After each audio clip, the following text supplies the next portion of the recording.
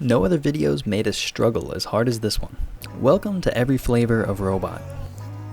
While I'm explaining the difficulties we had, I'm also going to be showing you guys the build progress that we made. There were 3 little things in our way this week, and I'm going to go over them one by one. The first one, this dang old design is bad. And not like the good kind of bad kind of bad. Who designed this? Was this amateur hour? Okay, wrong Allen key. Oh, okay, wrong Allen key again. How the heck? We gotta dig out the big bucket. How? What? Oh my. Alright, this is the one. You're joking. You're actually joking. If this doesn't fit, I'm gonna actually eat this Allen key. First try.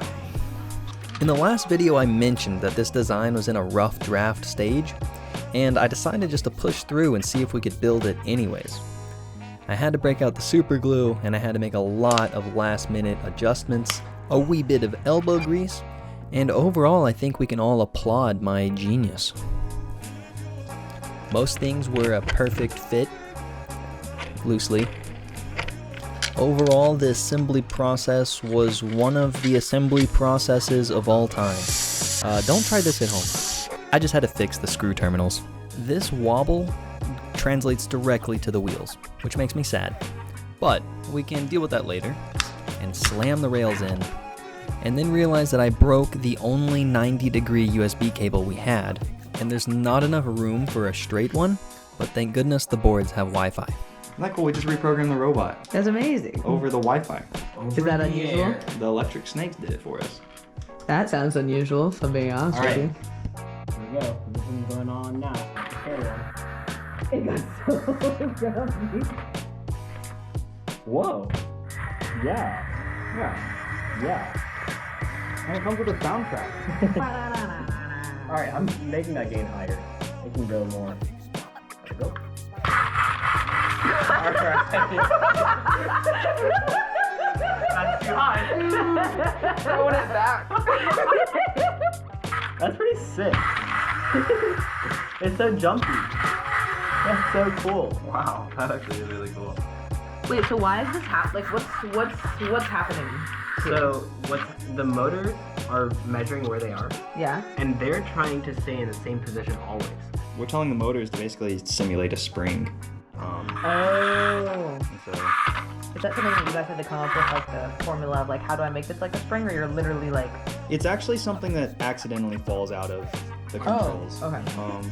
You tell it to push harder, proportional to the distance it is away from the goal, which is exactly what a spring does. That makes sense. And what's the end goal of this robot? What is this robot trying to do? So have you seen our balance robot? Now you have. So the balance robot can balance, move around. Yeah. But if it comes across like a unstable spot of the ground, like it just has to tilt over. Oh. But with this one, we have wheels that go on here. Oh. And so now we can actually adjust. Yeah. The wheel will go up, but this will stay flat? Yeah. Oh, that's cool. And it's also a suspension, so like you just saw whenever I just dropped it. Like Yeah. this one, all of that impulse just goes directly Straight into the the robot frame. Yeah. But this one can absorb and adjust its like mushiness. Great word choice. Yeah. And then there's gonna be wheels on these? Yes. Okay. Adding wheels and motors to the bottom half of the robot honestly wasn't harder than the rest of the build, but our next problem showed up and is kind of hard to describe. Have you ever just felt kinda thinky? The past couple weeks have felt like they've been moving faster and faster, and at a certain point, like I just need to pause and slow back down. But at the same time, I'm so excited about what we're working on. I don't want to slow down. I want to keep pushing. And so I get to these moments where I'm sitting at home and just realize that I'm not sure I know where we're at or where we're going. Stick with me while I try to explain what I'm feeling with this map that I've had with me for the past 4 years since I went camping in the Boundary Waters. My friends and I marked every turn we took on this trip while we were doing it. In the tight areas, it was really easy to stay towards our goal. But when we got to open waters, especially when it was windy, we drifted. Now, Swapnil and I decided on all of this taking place about 2 years ago, and our path was clear cut until we quit our jobs about 1 year ago, and now we're in open water. Oh, we ran out of cinematic music. But to bring that to what it looks like here, I mean, this is just something cool that I was drawing this before we started designing this robot, and this was just in a random notebook, and I have tons of notebooks everywhere. But the page right before this, I was surprised to find, was the gantry. That was the last robot that I drew, and the one before that was the balance bot. So it's hilarious to me that the third entry here is adding them together. Swapnil, Yeah. do you have your old notebooks? What were we doing 1 year ago? Let me go dig it out. I mean, I guess exactly a year ago, we were just getting back from Japan. Yeah, this starts off in March. How do I make a Platformio package? Oh, we boy. released our Platformio package yesterday. This is before we started our YouTube channel, and I was looking at Smarter Every Day, Yeah. Electro Boom, Zyla Foxland, Corridor Crew. Anyways, This is the first time we tested the motor go. really? Yeah. Dude, that was back then whenever I had to build it in the garage once. I remember this moment. We got a PCB back, Alex assembled it all. Blink sketch is working, over USB, yes. And it was more magic. And now we've already launched 2 more revisions on our Kickstarter, Yeah. and we're moving on to the next one.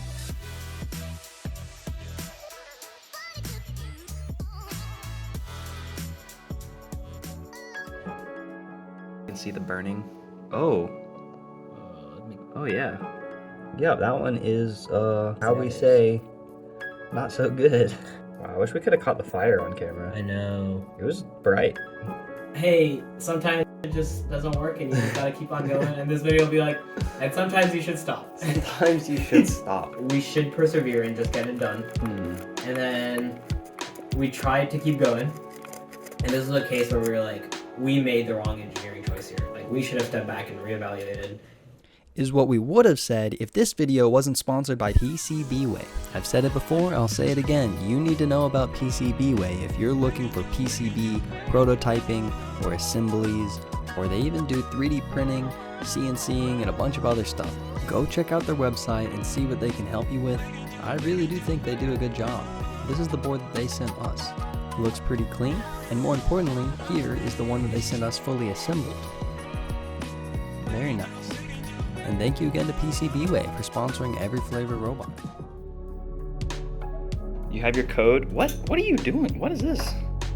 Is that a simulation of Whoa. a pepperoni pizza? Hey, don't make fun of what I'm doing, alright? Sometimes I like seeing pretty shapes. This seems so cheesy, but do you remember this thing? Did we get this? Was it one of our planning meetings?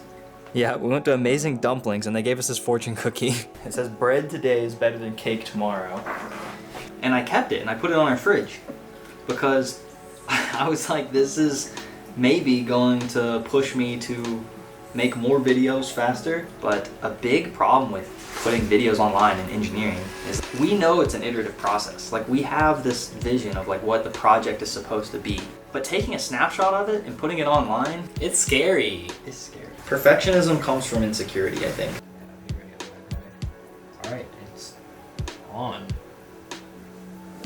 Nothing yet. Or like getting over your perfectionism and getting something out there and pushing ourselves forward, I think pushed us to do a lot this year. We want to share our world and our engineering with you, and then put out the process, which I think is really important to show, because I feel like looking at, through the time we've known each other, I found so much of my engineering inspiration on YouTube. It just looks like you have an idea, and then 20 minutes later, you have this crazy project that works. Sets these like really crazy expectations about what engineering looks like.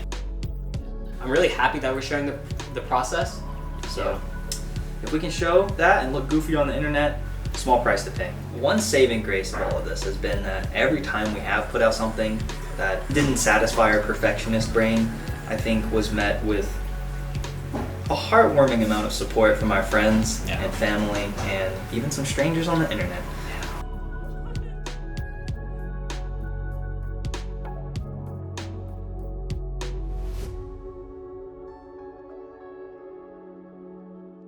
If you like this video, subscribe, Comment. share. Please share. That would be cool. Or anything else except the dislike button. I don't know how that affects the YouTube algorithm. Pretty good.